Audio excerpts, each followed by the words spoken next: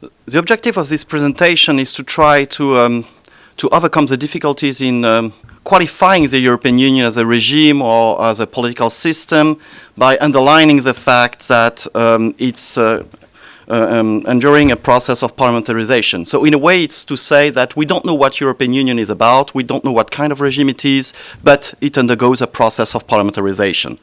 That concept has already been used by several scholars, and even by politicians, but in a rather vague way. It's just to describe that trend, and it's not something really focused. And here I would like to use the concept of parliamentarization to describe a process of the evolution of the EU regime towards something that includes progressively all the features of the regime we'd find in member states, be they parliamentary or semi-presidential. And I prefer the concept of parliamentarization to the one of democratization for three reasons. First of all, the reform of the treaty has never been framed in terms of democratization. There is something going on, but it has never been on the agenda as such. The second point is that all the institutional evolution we have gone through since the 70s have always benefited to the European Parliament. Not only to the Parliament, but always to the Parliament. And finally, I would underline the fact that the EP and the MEPs have always played a very important role in that process of evolution, that process of reform and thinking about the evolution of the institutions. The history of, in fact, of European Union is made of two contradictory tendencies. On the first hand, there has always been the refusal of an evolution, a clear evolution towards a classic regime. That was to preserve the community method. There was always somebody to fight for the community method. That was also to avoid the recognition of EU as a federal system. But on the other hand, there has been a constant inspiration from national regime, be they presidential or semi-presidential, when it comes to find solution to the democratic deficit. And that's why we had that process of parliamentarization going on since the 70s. And we can distinguish three aspects, three dimensions to that process of parliamentarization. The first one would be the affirmation of the democratic nature of the EU regime. And we can see that through four aspects. First of all, there is a dimension of having a constitutional frame and the state of law. So we don't have a constitution at EU level, but in a way, the treaties are forming a material constitution, and EU is guaranteeing the state of law. Second is to have several freedom of expression, association, information. This is guaranteed at national level anyway, and also we have the European Charter of Rights that guarantee that, and the Court of Justice.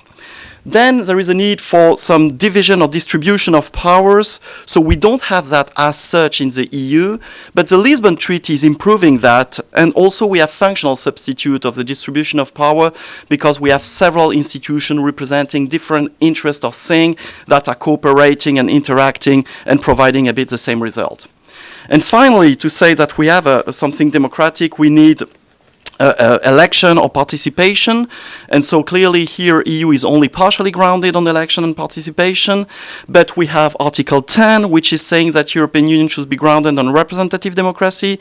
We have the European Citizens Initiative. We had all the process of appointment of Jean-Claude Juncker that shows that elections are gaining weight in the functioning of the EU. The second dimension of that parliamentarization process is the empowerment of the European Parliament. And here we can look at three dimensions. First of all, we can say that basically the European Parliament has gained all the formal attributes of a parliament during the time. MEPs are really made sure to conquer all the features of a national parliament, be it the name, independence, internal organization, the status, immunity and privilege of members, or even the direct election. The second aspect of that empowerment was the political structure and the rule of functioning of the European Parliament that are becoming closer and closer to a national parliament, with a very strong role for the political group, with party discipline, with political cleavage between the group, and also with that way of avoiding making reference to the nationality of the members of the parliament or to some territorial point of view. And finally, regarding the empowerment of the Parliament, there is obviously the increase of its power through all the treaties and interinstitutional agreement. It's very interesting to see that for the first time, the Lisbon Treaty is giving a broad definition of what the European Parliament is about, describing its general role in the system. And also, I would like to underline very much the fact that thanks to its independence, the European Parliament is really able to use its power and to gain effective influence in the system, maybe more than many national parliaments. Finally, the third dimension of that parliamentarization process is linked to interinstitutional dynamics, because having a parliamentary regime or presidential regime is not only about rules, it's also about how institutions interact. And on that respect, the situation in the EU is very interesting, because we have seen a process of governmentalization of the Commission that evolved very much in the last months. We have also increased interaction between the European Parliament, the Council, and the Commission through the trialogue, through the negotiation of the budget. 20 years ago, the Council was not willing to discuss with the EP. This has changed very much. And finally, another dimension is the involvement of national parliaments in the EU policy making. In a way, we can describe a parliamentarization at two levels, something happening at EU level and something happening with the involvement of national parliaments. We have, however, some limits to that process of parliamentarization, which is still in the making. I would mention here five. First of all, the European Parliament is still not a sovereign institution. There is nothing in the treaty saying that the EP is such. Second, there is no clear hierarchy of norms in the EU. There is no European law as such, and this is a constraint for the European Parliament. Third, we don't have really a European political class. I mean that the interaction between the members of the Parliament, the Commission, and the Council are not like what we have at national level. And also, all those politicians, they must compete very much with diplomats, with high civil servants, with experts, with lobbyists at EU level, because they play a very important role. The fourth limit is trialogues. Trialogues has been very interesting for the European Parliament to get more involved in the policy making, but this comes at a cost regarding the democracy within the European Parliament, regarding also the image of the European Parliament that appears very often like being a bureaucratic institution or something like that. Finally, we should underline the fact that the partisan dimension in interinstitutional relation is still limited. Things are changing, but I would say that the partisan dimension is not the main one when it comes at understanding the relation between the EP and the Council, the EP and the European Council, or even the EP and the Commission.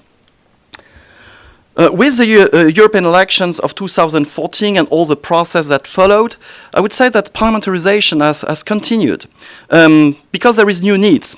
The new needs are the fiscal compact, the macroeconomic coordination, the will to have a better control of a national budget, and I would say the crisis in confidence over EU, and everybody is thinking that there is a need for more legitimation.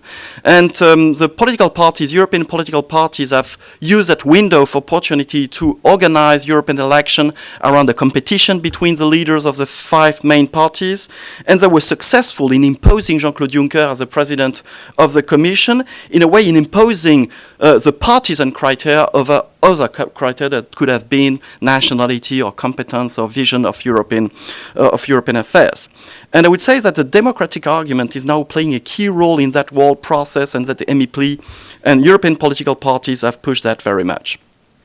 So today we are in a situation where the EU regime appears to be driven by two logics. On the one hand, we have a parliamentary logic which is gaining importance. Elections have a growing impact on the identity of leaders, on the institutional balance, and even on the political line of the European Union, if we think about what Jean-Claude Juncker has said about his program. But on the other hand, we still have an intergovernmental logic that we can feel in the appointment of commissioners, or in the national equilibria that were maintained in the appointment of the various EU leaders, or in the very strong role the European Council will certainly keep in the coming years. And in fact, there is no real contradiction between the parliamentary logic and intergovernmental logic, because everything can be put together if we use a consociative approach. We are facing today some uncertainties regarding the future of the EU regime. We don't know what will be the relation between the EP and the Commission after the appointment of Mr. Juncker. We don't know if the Parliament will support the Commission in a parliamentary logic, or if the Parliament will remain independent from the Commission. We don't know what will be the role of the European political parties in the future. We don't know if there will be a new treaty reform, writing down what happened with the appointment of Mr. Juncker. The only thing I'm pretty sure of is that the process of parliamentarization that started in the 70s will continue because of the needs of legitimation, because there is no other clear option on the table when people are thinking about democratization. There are some tricks, some ideas. You can import some norms of good governance, some mechanisms, create an ombudsman, but there is not a big narrative to provide democratization for the EU, and each time people finally are referring to the empowerment of the Parliament. And finally, there is a strong decline in the belief of the virtues of the community method, which is also providing some progress for the parliamentarization process. Thank you.